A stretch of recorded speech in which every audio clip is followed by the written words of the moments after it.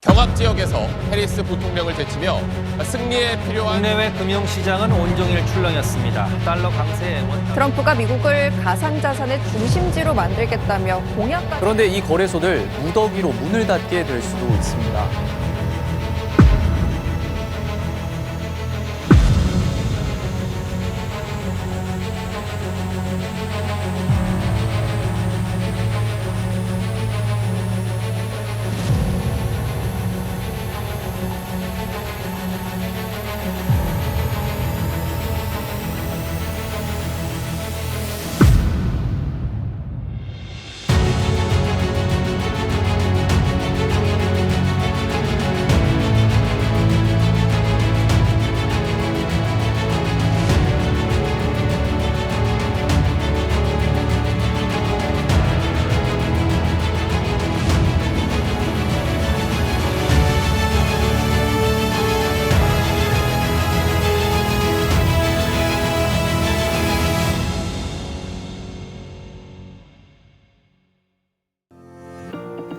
네, 안녕하세요. DLG의 조원희 변호사입니다. 오늘은 24년 4분기 블록체인 가상자산 규제 동향을 10가지 토픽을 위주로 알아보겠습니다.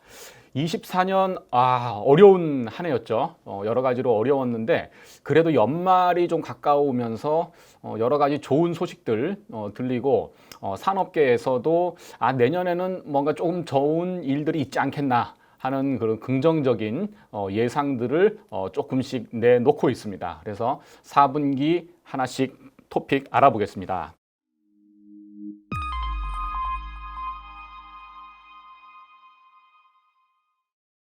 첫 번째, STO의 현황입니다. 작년 2월에 정부에서 토큰 증권 발행 관련된 규율 체계를 발표를 했습니다. 앞으로 이제 STO를 이렇게 제도화하겠다 하는 이제 방안이 발표가 됐고, 사실은 이제 뭐 약간 늦은 감은 있었습니다만 그래도 지금 발표된 대로만 STO가 제도화가 빨리 되면 우리나라가 이제 글로벌하게 STO 시장을 조금 더 주도할 수 있겠다라는 그런 이제 기대감을 가졌습니다. 근데 아쉽게도 입법화가 계속 지연되고 있죠. 그래서 작년 이제 국회의원 선거 전에 마지막 입법이 가능하지 않겠나 하는 이제 신락 같은 기대가 있었습니다만은 이제 가상자산에 대한 이제 정치권의 관심이 많이 줄어들면서 결국은 이제 지난번 국회에서는 입법을 못했고요. 그래서 새로 원 구성이 된 이후에 빨리 STO 법제화가 진행됐으면 좋겠다라고 하는 이제 산업계의 요청이 있었는데 며칠 전에 10월 24일 김재섭 의원 등이 이제 자본시장법 개정안 발의를 하면서 STO의 제도화에 다시 이제 불을 지핀 상황입니다. 그리고 주요 내용을 보면은 이제 투자계약 증권에 대해서도 기존에는 이제 발행에 대한 규제만 법에 이제 규정돼 있었는데 유통에 대한 규제도 적용을 좀 하고, 그리고 이제 투자 중개업자를 통해서 이 STO 토큰 증권에 대한 다양한 장외 시장을 형성하겠다. 그리고 이제 일반 투자자 보호를 위해서 투자한도 제한하겠다. 이런 내용의 자본시장법 개정안이 발의됐습니다. 그래서 이 소식을 이제 업계에서는 이제 호재로 많이 생각을 하고 있죠. 증권사는 이미 이제 작년에 그 제도 발표 이후에 아주 발빠른 준비들을 해왔습니다. 그래서 거의 모든 증권사가 STO를 할 수 있는 그런 준비를 좀 완료하고 요이 땅 하고 이제 기다리고 있었죠. 근데 이제 입법화가 계속 지연되면서 이제 힘도 많이 빠지고 새로 조직화했던 이제 팀도 조금 흔들리고 하여튼 어려운 상황입니다. 그 이후에 이제 증권사를 이어서 은행이 이에 따른 준비들을 하고 있습니다. 그래서 최근 기사를 보면 NH농협은행이 STO 발행 플랫폼 구축을 완료했다. 이런 이제 기사도 있었고요. 이제 NH농협은행 같은 경우에는 이미 이제 고객 예치금 분리보관 서비스를 시행하면서 STO 시장을 준비를 하고 있었는데 이제 증권사에 이어서 바짝 준비를 하고 있는 이런 상황입니다.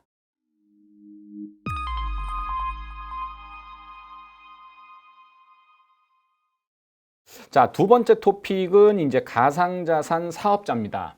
아시는 것처럼 이제 특금법이 예전에 개정이 되면서 가상자산 사업자 신고를 해야 이제 가상자산 사업을 이제 할 수 있었습니다.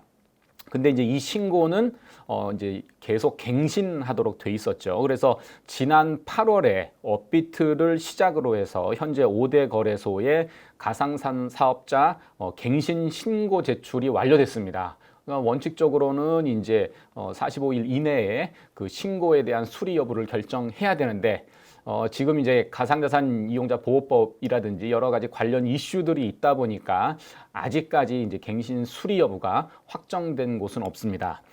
이 가상자산 사업자 신고 수리를 정부가 너무 엄격하게 하는 거 아니냐 하는 그런 이제 업계의 비판이 좀 있었습니다. 근데 뭐 정말 오랜만이죠. 이제 지난 10월 16일에 아이넥스 거래소에 대해서 이제 가상자산 사업자 신고를 수리했고요. 이거는 지난 이제 22년 9월에 코인빗 이후에 무려 2년 만에 처음으로 거래소에 대해서 이제 가상자산 사업자 신고를 수리한 사례입니다. 그리고 이제 함께 그 DSRB 랩스나 비덱스에 대해서도 이제 신고 수리를 했는데 뭐 커스터디 쪽 사업이었죠. 그래서 지금 가상자산 사업자 신고에 이제 뭐 여러 가지 문제가 좀 있습니다. 왜냐하면 현재 이제 신고 수리가 된 곳들은 거래소 아니면은 이제 커스터디 업체. 그러니까 가상자산 사업이라는 게 되게 이제 분야가 다양하고 여러 가지 스펙트럼이 있는데 그 딱 제한된 곳에 대해서만 신고 수리를 하고 나머지는 이제 사실상 이제 신고를 해보지도 못하는 그런 이제 상황이다 보니까 여러 가지 이제 가상자산 사업의 뭐 형태나 범위나 이런 거에 대한 어려움이 많이 있는 상황입니다. 그리고 실제 지금 이 23개 거래소가 가상자산 사업자로 이제 신고를 했었는데요. 뭐 코인빗, 캐셔레스, 후오비 코리아, 프로비트, 한비코 뭐 많은 업체들 13개 업체들이 폐업을 하거나 지금 영업을 중단한 상황입니다. 그래서 지금 실제로 가상자산 사업자 신고를 하고 나서 실제 사업을 하고 있는 사업자는 또 점점 줄어들고 있는 그런 상황입니다.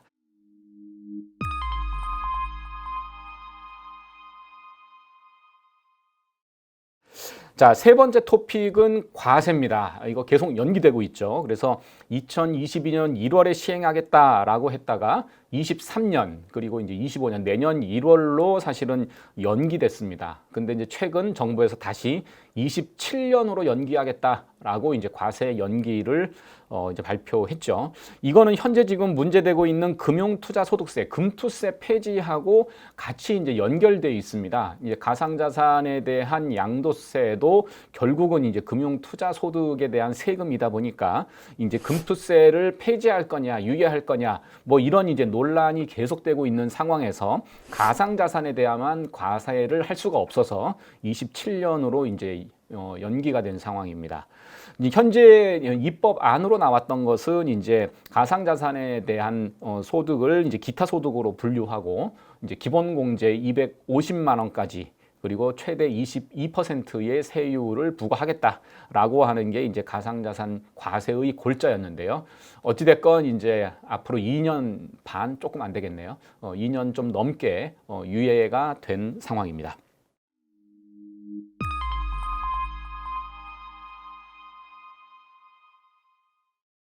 자, 네 번째 스테이블 코인입니다. 최근 이제 뉴스 기사에서 이제 국가 간의 다양한 이제 외환 교역 거래가 있는데 그 중에 한 10% 정도는 스테이블 코인으로 의해 진행되는 것 같다라고 하는 그런 추정치가 기사화된 적이 있습니다. 근데 뭐 어떻게 그거 10% 이제 확인했냐? 근거는 없습니다. 그렇게 이제 추정된다는 기사가 있었고요. 그러다 보니까 정부에서 이 스테이블 코인에 대한 규제안, 그러니까 뭐 이제 신고 의무화를 내용으로 하는 규제를 마련하겠다. 사실은 이제 스테이블 코인이 이제 화폐로서의 역할을 하느냐 마느냐 뭐 여러 가지 논란이 있었습니다. 정부에서는 이제 이걸 외환 규제를 해야 된다라는 생각도 있긴 한데 그렇게 되면은 그러면 스테이블 코인이 외환 화폐로서의 기능을 하는 걸 또 정식으로 인정하는 거 아니냐. 하여튼 뭐 그 딜레마 사이에서 이제 여러 가지 고민들이 있었는데 이제 스테이블 코인의 거래량이 늘어나고 뭐 자연스럽게 이제 자금 세탁이나 이런 데 사용되는 이제 상황이다 보니까 이런 규제를 본격화하겠다. 뭐 이런 이제 생각인 것 같습니다. 그래서 정부의 입장은 이 스테이블 코인이 지금 지급 수단인지 자본 거래인지가 불명확하고 뭐 법인세 탈루라든지 자금 세탁에 활용되고 있기 때문에 어찌됐건 규제는 필요하다. 뭐 이런 이제 입장입니다.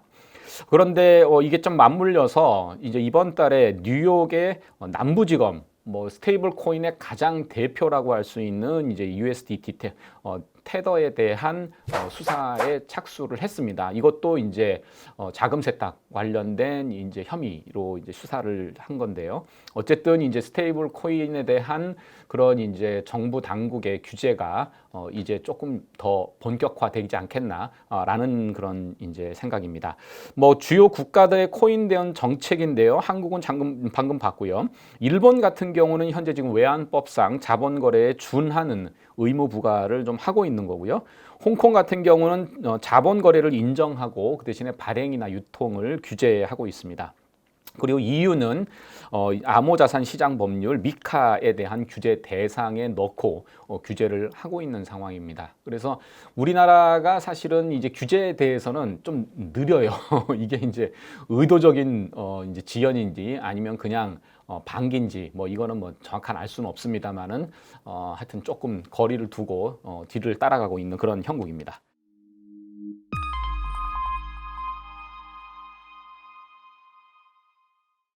자, 5번째, 가상자산 이용자 보호법 시행입니다. 지난 7월 19일 날 가상자산 이용자 보호법 시행이 됐습니다.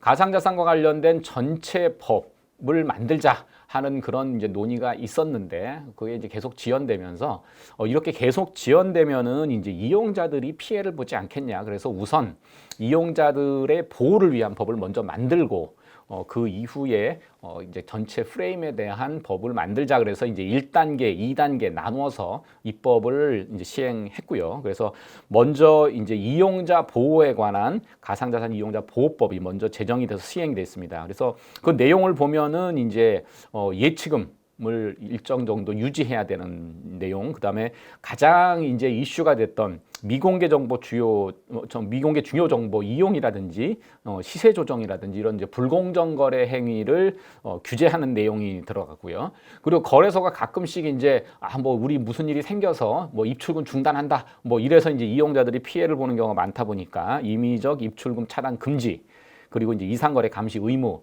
이런 이제 의무들을 많이 이제 규정했습니다. 문제라고 보기는 어렵습니다만은 이제 가상자산 사업자가 이제 이런 의무들을 다 이행해야 되다 보니까 결국은 가상자산 사업자가 법적으로 준수해야 되는 의무 내용이 커졌죠. 그러니까 기본적으로 가상자산 사업자의 범위가 되게 넓습니다. 근데 이제 이런 의무가 이제 점점 쌓아지면서 이거 진짜 가상자산 사업자가 정말 가능할까 하는 그런 이제 시장에서의 우려들이 있습니다. 그리고 이제 이용자 보호법의 가장 중요한 내용 중에 하나가 이제 가상자산위원회를 설치해서 운영해야 되는데요.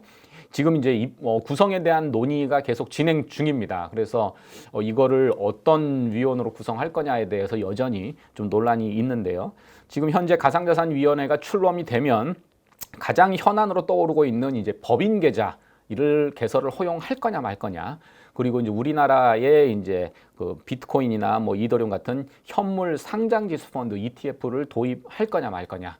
그리고 현재 지금 저희 가상자산 거래소 시장이 되게 과점 상태죠. 업비트, 빗썸 이제 몇 군데가 거의 이제 시장을 분할하고 있어서 이런 독과점의 문제를 어떻게 할 거냐 하는 것들을 가상자산위원회가 곧 출범해서 이제 검토를 할 예정으로 알고 있습니다.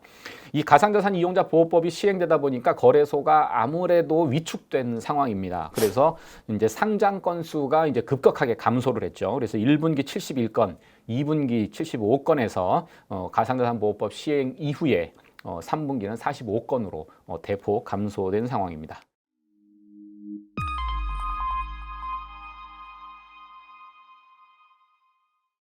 자, 6번째 CBDC, 국가가 발행하는 이제 디지털 화폐죠. BIS 국제결제은행에서 작년에 86개국을 대상으로 해서 CBDC 프로젝트 계획 있냐, 진행 중이냐 하는 설문을 했습니다. 그 중에 94%가 진행 중이다. 이거는 이제 거의 모든 국가들이 이 CBDC 발행에 대해서 긍정적으로 검토를 하고 있다는 거죠. 그리고 실제로 바하마나 나이지리아, 자메이카 이런 곳에서는 이제 CBDC가 사용되고 있기도 합니다.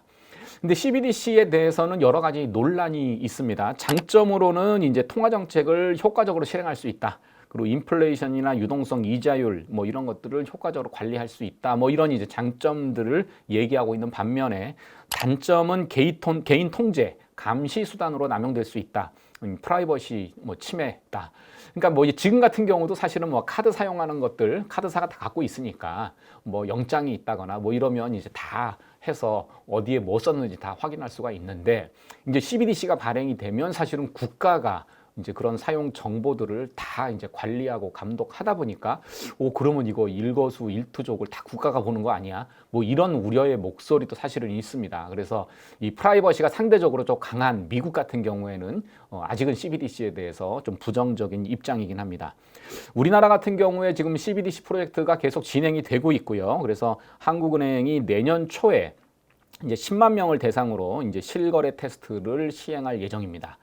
하나 이제 CBDC는 이 기관용 홀세일용이 있고 그 다음에 이제 우리 일반 사용자 용이 있습니다. 근데 이제 이런 소매금융 우리가 이제 개인적으로 사용하는 것 같은 경우는 지금 이제 저희 우리나라 같은 경우 은행 시스템이 워낙 잘 돼 있다 보니까 굳이 뭐 CBDC를 해야 되나 하는 이제 그런 의문들이 있고요. 그래서 지금 현재 실 테스트는 이런 개인용이 아니라 기관용 홀세일용의 CBDC가 주로 이제 테스트가 될 예정입니다.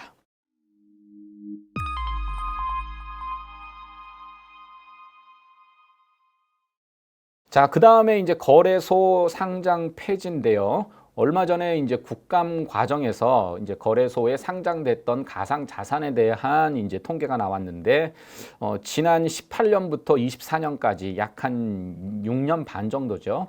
총 상장된 가상자산 수가 1,482개였다고 합니다.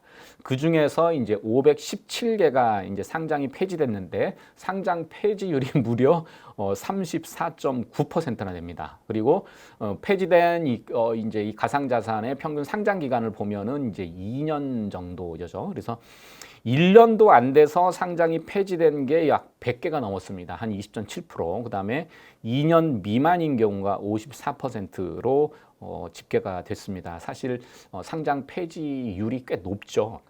현재 뭐 조금 다른 비교입니다만 우리나라의 국내 상장 회사 수 지금 이제 코스피나 코스닥 합쳐서 약 2,800개 정도가 됩니다. 그래서 비교해 보면은 이제 가상자산 상장된 수가 뭐 그렇게 적은 거는 아닙니다만은 이렇게 이제 상장 폐지가 된다라는 건 그만큼 여러 가지 이제 프로젝트 자체의 어려운 문제점들이 좀 있었다라고 이제 볼 수 있겠죠.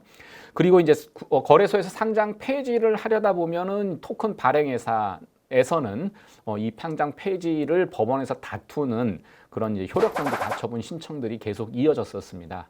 뭐 법원에서 이제 대부분 다 이제 거래소의 편을 들어줬었는데 최근에 이제 이 센트에서 상장 폐지 효력 가처분 신청을 했고 이게 이제 인용이 됐습니다. 법원에서 인용한 예가 그렇게 많지 않았었는데 그래서 관심이 많이 이제 집중이 됐죠. 근데 빗썸이 이의 신청을 해서 결국은 이의 신청을 인용했습니다. 그래서 상장 폐지를 확정한 셈인 거죠. 그래서 전반적으로 봤을 때 법원에서의 입장은 이 가상자산 상장 폐지 결정에 대해서는 가상자산 거래소의 결정을 조금 더 존중해주는 그런 입장이다라고 볼 수 있겠습니다.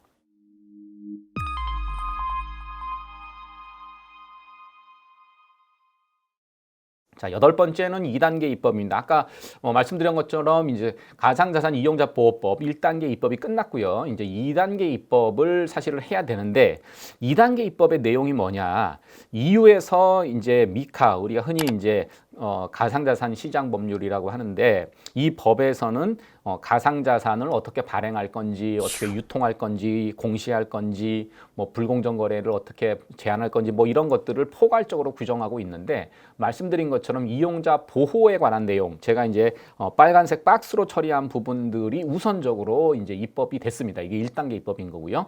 2단계 입법은 그 나머지. 그러니까 이제 가상자산에 대한 발행이라든지 유통 뭐 이런 것들을 전반적으로 이제 규율하는 2단계 입법이 진행될 예정이었는데 아직까지 2단계 입법이 언제 이루어질 거다라는 얘기조차 아직 나오지 않고 있습니다. 다만 이제 정부에서는 가상자산위원회가 출범이 되면 그러면 이제 2단계 입법을 논의하겠다. 뭐 이런 이제 입장, 기본적인 입장입니다만은 사실은 2단계 입법은 1단계보다도 훨씬 더 정치하고 또 구체적인 논의가 필요하다 보니까 2단계 입법에는 조금 더 시간이 걸리겠다.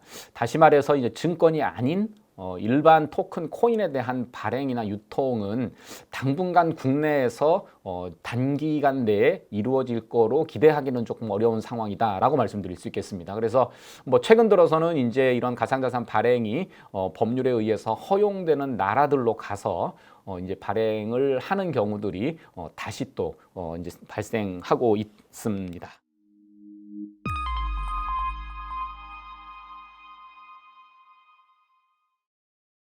자, 9번은 이제 ETF에 대한 전망입니다. 가상자산 시장이 많이 좀 어려웠죠. 그러다가 이제 한 계기가 됐던 게 이제 올 초에 미국 SEC에서 비트코인 현물 상장징수 펀드를 승인하면서 이 가상자산 분야가 조금 이제 회복됐다라고 이제 볼 수 있는데요. 1월에 상장을 승인하고 10월 달에 현물 비트코인 ETF 옵션이 다시 이제 뉴욕 거래소나 이제 시카고 선물 옵션 거래소에서 상장이 승인됐습니다. 그래서 비트코인과 관련해서는 이제 조금 더 거래 범위가 넓어졌죠. 그러니까 일반인 입장에서는 굳이 암호화폐 거래소를 가지 않더라도 비트코인에 투자할 수 있는 그런 이제 길이 열린 셈입니다. 그리고 지난 7월에 이더리움에 대한 현물 ETF도 이제 승인을 했습니다. 그래서 이제 조금씩 이제 그 제도권 내로 들어오고 있는 상황이고요. 홍콩의 이제 증권선물위원회도 지난 5월에 비트코인 현물 ETF를 승인을 했었고, 일본 같은 경우는 약간 아직은 고민 중입니다. 그래서 이용자 보호를 위해서 조금 더 검토하겠다라는 입장이었고요. 우리나라 같은 경우는 명시적으로 비트코인 현물 ETF 금지한다라고 이제 금융위원회가 이제 발표를 했었습니다. 왜 그랬냐?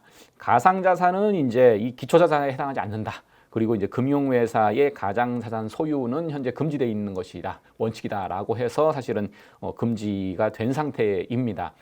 이게 이제 인정이 된다고 하면은 어떻게 보면 가상자산이 이제 실제 자산, 이제 여러 가지 이제 금융 자산 중에 하나로 정식으로 인정받는다, 뭐 이런 이제 상징성이 있어서 더 이제 보수적으로 보고 있는 상황인 것 같은데요. 하여튼 정부에서는 이번에 가상자산위원회가 출범을 하면 이 비트코인 현물 ETF 상장에 대해서도 새롭게 논의하겠다 하는 그런 입장입니다. 그래서 결국은 가상자산위원회의 역할이나 기능이 중요하겠다. 그러다 보니까 이제 누구를 위원으로 이제 올릴 거냐에 대해서 계속적으로 논란이 있는 상황입니다.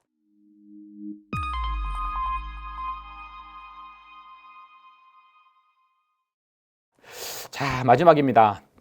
자, 미국 SEC의 동향인데요. 미국 SEC가 아주 보수적이죠. 근데 또 이제 가상자산 블록체인 업계에 대한 글로벌한 이슈의 이제 리더라고 볼 수도 있습니다.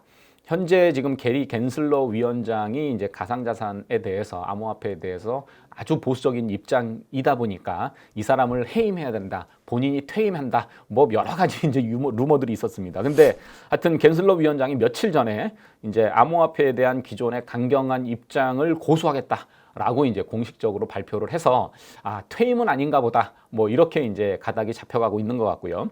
그리고 트럼프 대통령은 이제 내가 대통령이 되면 이제 겐슬러 위원장부터 해임시키겠다, 뭐 이렇게 이제 공언을 하고 있는 상황입니다. 그래서 지금 이제 가상자산 업계에서는 이제 트럼프 대통령이 당선이 되면 시장이 조금 더 유연해질 거다라고 보고 있고, 그러다 보니까 이제 이 차트에서 보시는 것처럼 최근에 이제 다시 비트코인 가격이 1억 원을 넘어서는 그런 상황이 됐습니다. 그러니까 트럼프 대통령의 당선 가능성이 커지면서 이렇게 이제 진행이 됐죠.